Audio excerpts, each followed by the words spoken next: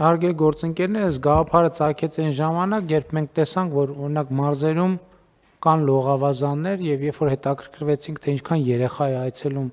լողավազան, տեսանք, որ թիվը շատ փոքր է ու փորձեցինք հասկանալ ինչն է պատճառը, պարզա մասնավոր լողավազաններ են վճարովի եւ այլն եւ երբեմն կամ հաճախ ծնողները հնարավորություն չունեն վճարել կամ այս խնդիրը կա։ Մենք մտածեցինք, որ սկզբունքորեն մենք կուզենայինք, որ մարզադպրոց լիներ համայնքային կամ պետական, որ երեխաները այնտեղ հաճախեն, բայց եթե ենթակառուցվածքը կա, ասենք ինչի մենք չենք կարող վարձավճարը երեխաների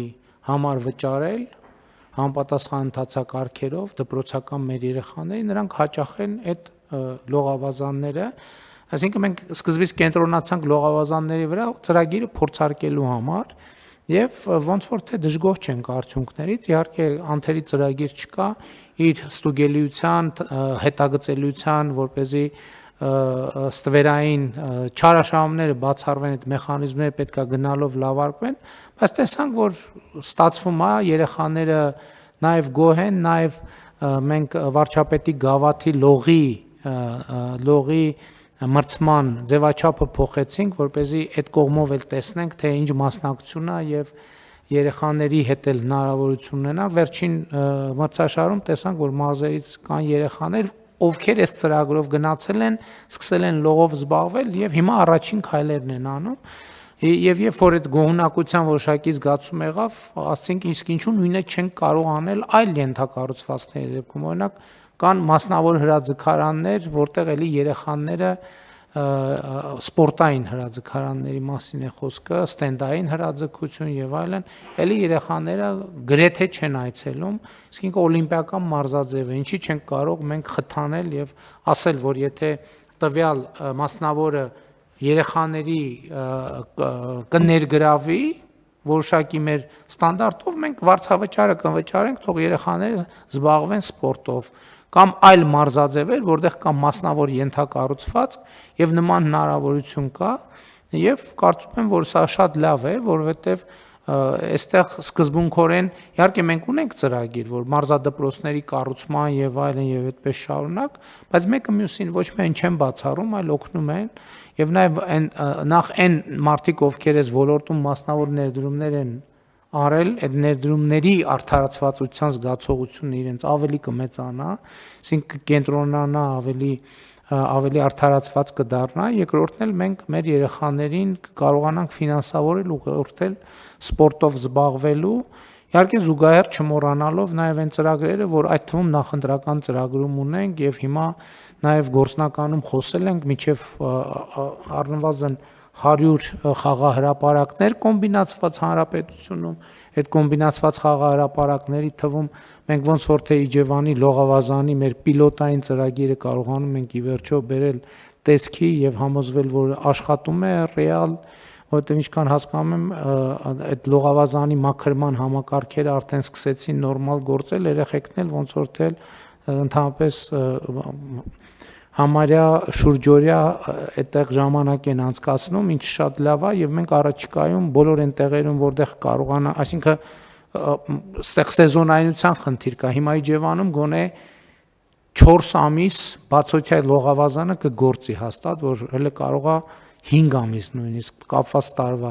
Ասենք այնտեղ, որտեղ գոնե 3 ամիս սեզոն կլինի բացօթյա լողի, այս ծրագիրը մենք այդտեղ էլ կանենք, բայց այնտեղ որտեղ ավելի կարճ է, իմաստ չունի երևի կամ չգիտեմ մտածելու հարց է, նաև խաղահրապարակներ եւ այլն եւ այսպես շարունակ, բայց մենք նաև պետքա մենք անդադ խոսում ենք տարբեր քրեական ենթամշակույթի մասին ենք խոսում, թմրանյութերի մասին ենք խոսում, առողջ ապրելակերպի, այդ երեխան որտեղ առողջ ապրելակերպով զբաղվի։ Եթե հեծանիվ քշելու ճանապարհ չկա, հեծանիվ չկա, լողավազան չկա, մարզադպրոց չկա, խաղահրապարակ չկա, այս չկա, այն չկա, այն չկա, մնում է բանը, մնում է չգիտեմ, ինչ որ դատարկ տարած, որ ով ինչով ասես լցնում է։ Եվ հետեւաբար սա շատ կարևոր բան է, սա շատ կարևոր բան է։ Ես օրինակ վերջին ես չեմ հիշում, տենց թեմա կա, որ ես Տավուշի մարզպետի հետ օրը 2 անգամ այդ թեման քվեարկեմ, քննարկեմ, բայց լողավազանի թեման Վերջին 2 ամսում համարյա ամենօրյա ռեժիմով մենք քննարկում ենք ինչ եղավ, այս դետալը քթանք եղավ, ջուրը նկարի ուղարկի, ջուրը ինչ գույնի է, ջուրի գույնը ոնց որ են չի, ինչ եղավ եւ այլն եւ այլն, հիմա ոնց որ թե եկանք հասանք կետի, էդ էլ բան չի, թվում է թե տարօրինակա, բայց նոր բան է, որը մենք պետքա աշխատենք, հանդիպենք, առերեսվենք խնդրի հետ, որ կարողանանք լուծել եւ ի սկզբանե ես մարզպետին ասել եմ եւ Իջևան խոշորացված համայնքի ղեկավարին, որ ստեղ սկսում ենք, որովհետեւ ու ինքը պիլոտային նշանակություն ունի, ստեղ երբ որ համոզվենք, որ լավ ամեն ինչ, պետքա տասնյակ մեր բնակավայրերում այս լողավազանը անպայման լինի, էլի եմ ասում չբացառելով, այստեղ աշխարհագրության հարցն է, որ մենք պետք է այս նախագծերը ճիշտ տեղաբաշխենք, որ կուտակումներ չլինեն, որ մի տեղ այնքան խտացնենք 4-5 հատ լինի, հետո 100 կիլոմետր շառավղով ոչ մի բան չլինի, բայց այս ծառայությունները մենք երեխաներին պետքա մատուցենք, որովհետև դա առաջինն է բարոյական պարտավորություն է, քաղաքական պարտավորություն է, երկրորդն է ռազմավարական ծրագիր է իրականում Հայաստանի երկարաժամկետ զարգացման համար, որովհետև մարդկային ռեսուրսը ամենակարևոր կապիտալն է, որ մենք ունենք, որովհետև հետո մենք ստիպված ենք լինում, այսինքն ստիպված չենք լինում, լավ չի, որ մենք ստիպված ենք լինում առողջության բուժման եւ այլնի վրա միջոցներ ծախսել, մենք դեմ չենք, բայց ինչի մարդուն հիվանդացնենք, վերջում մենք գլուխ գովանք, որ փող տվինք, բան արինք, բուժեցինք կամ շատ փող ծախսեցինք, տենց է չկարեցանք բուժենք մեր սրտի հովություն։ Պետք է հակառակ տրամաբանությամբ գնանք եւ սա էլ այդ ծրագրերից մեկն է եւ նաեւ էլի եմ ասում, տեսեք մենք այսքան լայնածավալ շինարարություն ենք կամ տարբեր ծրագրեր ենք իրականացնում, բայց նաեւ մասնավորին օպերատորներ են մեզ պետք, որ մեր քաղաքականությունները իրականացնեն եւ նաեւ մենք այդ պետական լճացման տրամաբանությունից կարողանանք խուսափել։ Դրա համար որտեղ հնարավոր է մասնավորին խրախուսել, որ իրանք մրցակցեն եւ մրցակցության միջավայր եւ մթնոլորտ ստեղծեն այդ թվում պետական հաստատությունների համար, կամ այնտեղ որտեղ հնարավոր է մասնավոր պետական գործակցությունը, որովհետեւ մարզական կենտրոններում մենք այդպես ենք վարվելու հետ, դրա պիլոտը դեռ չունենք, դեռ առաջին ծրագիրը կլինի, կտեսնենք դա ոնց է աշխատում եւ այդ տրամաբանությունն էլ կզարգացնենք։ Եվ մարզական ենթակառուցվածքներին պետք է բոլոր երեխաները ունենան հասանելիություն։ Չենք ասում, որ բոլոր մարզաձևերի, բոլոր հնարավոր ենթակառուցվածքներին, բայց հանրապետությունում չպետք է լինի երեխա, որ առնվազն 1-2 այլընտրանքային տարբերակ չունենա